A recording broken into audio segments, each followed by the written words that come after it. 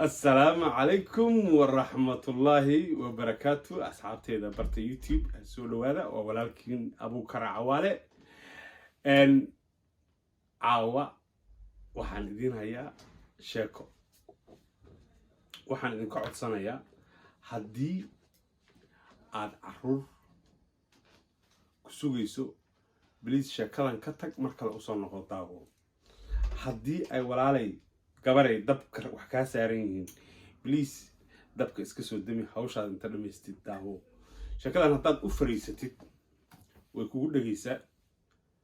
kuma sii deynaysa inta shakadu ka dhamaanayso bal waxaan ka qaadayaa in saas ka soo harto waa wiil Soomaaliyeed oo 1995 magaalada Tampere ee dalka Finland ku dilay gabar koob iyo 10 jir ah ku dilay markaan leeyahay ilaa iyo maxkamadii baan idin geenayaa gabadha waxa la oran jiray Tuula Ikanan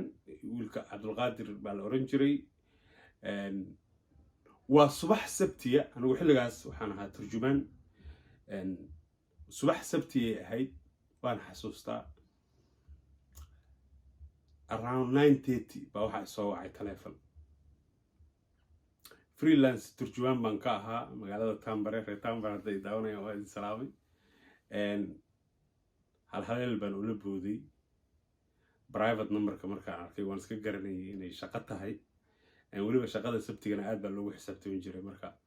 horaan uga booday waxaan lagu yiri waa inaad si degdeg ah ku timaadaa booliiska magaalada Tampere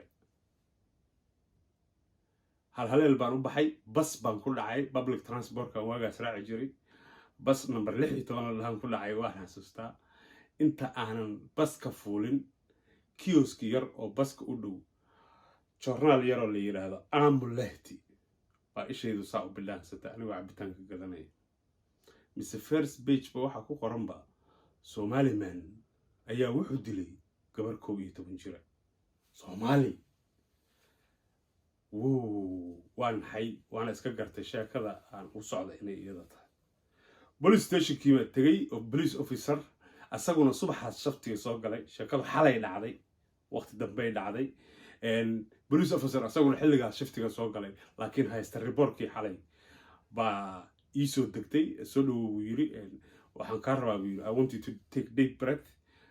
anigu parent baan ahay yiri I'm not sure about you nin young adagtahay this is a very emotional waa sheeko xanuun badan buu yiri marka we have to stick with our professionalism dareenkeena inaan xaq control marka have a glass of water take a deep breath ninkaasan soo saaraya waana wareysanaynaa statement ka rabnaa ka qaad anigu marka fikiraya waxaan leeyahay warwa kuma journalkuna markaas magaca lama disclose karayn oo wali lama publish karayn Somaliman baa la yiri warwa kuma isla magaalada dhan ma shaa'ish u maranaya magaalada dhalinyaro ciyaal kalaab ah aniga lafteeda aan ku jiri jiray inuu go out chill meelahaas aduu 20 jir maxaad ka faraysaa reemidu European saa u rableynaya dhalinyaro iska jirteen marka magaaladooda isaga jiro kuwo iska dhib badan kuwo dagaal badan kuwo picture-ka laakiin ninka layga hor keenay markii laga soo saaray soo lugaha iyo gacmaha katinada ugu xiran yihiin garweyn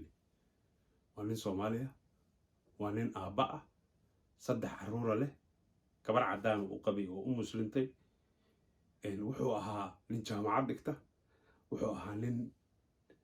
anigu kolley picture-kii aan u haystay in ciyaar suqnimo inay ka suurtoodo ama waxaas oo kale inuu sameeyo inkastoo saddex qofna ka suurtoodo wuxuu ciyaar suqnimo ma ahayn serial crime baa ninkii baa meesha la soo fariisiyay marka on that table markaad fadhiday you have to be professional or abay war maxaa ku dhacaya warsaan maxaa waa ma jirto waa inaad good morning bas ninkaas police officer ka waxa ku weydiiyay umba turjumaysa waxana loo train gareeyay turjumaanku waa microphone waxa halka looga dhaha umba halka ka sii daya nothing add wax uu ku daro waxna kama jiro assalamu alaykum bayra waxa lagu yiri marka listen tell us subaxdii jimcaha subaxa interview la qaaday waa Saturday shalay Friday morning kaagi ka soo bilow maalinkaagi nooga war wuxuu yiri 8 o'clock baan kacay waan haye 8 o'clock marka kacay carruurtaad ma joogan xaaskaaga way ku aragtay inaan meesha ka kacday dabcan haye waa soo baxay haye bas baan raac basku muxuu ahaa bas number 18 la yiraahdo hervanta xaafadda ka soo baxa 18 okay waxaad wadatay weekly bus pass ma one day bus pass weekly bus pass marka waxa la sameyn jiray waagaas meesha saa inta loo galiyay kardhab buu siinayaa tiidka wuxuu ku reebayaa date-kii iyo time-kii aad baska gashay it's recorded ma haysaa ma proof garan kartaa weekly bus pass ma haysta saacada gashay cid aad istaqaanaan oo baska isla raacdaan darawalka masalan cid ku garan karta ma jirta every step oo qaado su'aalaha laga weydiinay ka soco jaamacadii maantay okay waa subject waad baranaysay macallinkaaga ma isaragteen ardada ma sheegi kartaa xilligee labada intee xiisadood baad gashay haye midday baa la gaaray waxaan baxay buu yiri masaajidkan aad waagaas hal masaajid oo yar baa ku yaalay magaalada masaajidkan aad okay yaad isaragteen jamaaca badan baan isaragnay dad badan baan isaragnay hebel baan isaragnay dadkaas oo dhan waa la qoraya okay ka gudub 3 o'clock markay ahayd baan waxaan samaystay buu yiri gurigeygii baan aaday no wuxuu yiri 3 o'clock markay ahayd baan waxaan aaday shoppingkii baan warwareegay magaalada around 5 o'clock markay ahayd baan gurigeygii tagay haye shoppingka maxaa samaysatay xagee tagtay dukaamadee tagtay wixii oo dhan baa laga qoray guriga markaa tagtay baskii yaa ku arkay yaa ku raac carruurtaadii gurigaaga ma ku salaameen ma ku arkeen haye and then what happened 5 markaan alaabta saa u dhigay buu yiri oon guriga alaabta saa u geeyey wax yar baan joogay 6 o'clock gurigan ka soo baxay waa kow xagee u socotaa waxaan u socdaa buu yiri waa tusaale ahaan baa idiin siinayaa waa adagoo iiska degan oo galbeedka magaalada aaday magaalada geeska uu ka degan yahay mahna geeska kale u aaday waa kow oo halkaa maxaa ka doontay waxaan ka doonay taleefon raqiisa baan ka doonay oo yaa wacaysay Soomaaliya wacay numberkii aad wacaysa ma haysaa haa haye and then maxaa dhacay taleefankaygii baan dhamaystay buu yiri 7 iyo xoogaa maray ahayd on taleefanka saa u dhamaystay waan isleeyahay bas stopkii ku noqo bas xaafadaada u raac jidka anoo maraya waxaan maqlay yiri help oo cod ilmo yar ah saasaan u fiiriyay buu yiri marka meeshu waa winter waa mugdi baraf intaasu leegay ilaa kubkaagu gaaraya wuxuu yiri saas helpidii baan saa u fiiriyey dhagtiga la sii raacay help ilmo yar inuu yahay arag waa ku dhaqaaqay buu socodkan boobsiyey markaa u dhawaaday you okay markaan iri nin dheer oo bidaar leh oo gooba leh baa inta istaagay buu cararay buu yiri meesha uu ka cararaan saa u fiiriyey mise gabar yar oo 12 jir aan ku qiyaasay buu yiri baa meesha taal saa u sii socdaan dhabta saartay ayo okay bismillaahir rahmaanir anoo sasan gabadhii waxay bilaaday buu yiri inay dhahdo waxaan gartay buu yiri inay naftu ka baxayso saaliir how do you know wax naftu ka baxayso hore la joogto miyaad aragtay dadku naftu ka baxayso ma nafahaad qaadi jirto goorta naftu baxayso 10 su'aalood bay dooray war ma inay nafti weydaan arkay buu yiri haye andan maxaa dhacay hal mar baa niyadeeda waxaan iska iri buu yiri warniyo amaaba lagu dhahaaba gabadhan isaga dilay balay meesh ka dhacda saasaan inta u dhigay isla marka aan niyadeeda saa iska leeyahay gaari baa halka ka soo iftiimay buu yiri saasaan inta u dhigay baan cararay buu yiri gaarigii baa soo istaagay gaarigii baa booliiska wacay gaarigii baa ambulance wacay helicopter baa timid baa la kiciyey habeenkii 4 hours baa ninka la cayrsanayay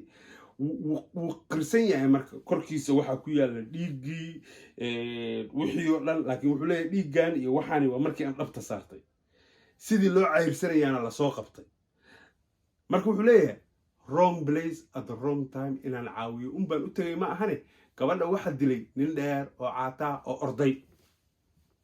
waayali is there anything aragti inaa ku dartay statementing ma taleefankii aad Soomaaliya ka wacday ma haysaa numberkiisa haa okay statementiga kale waxa asagana dabcan laga qaaday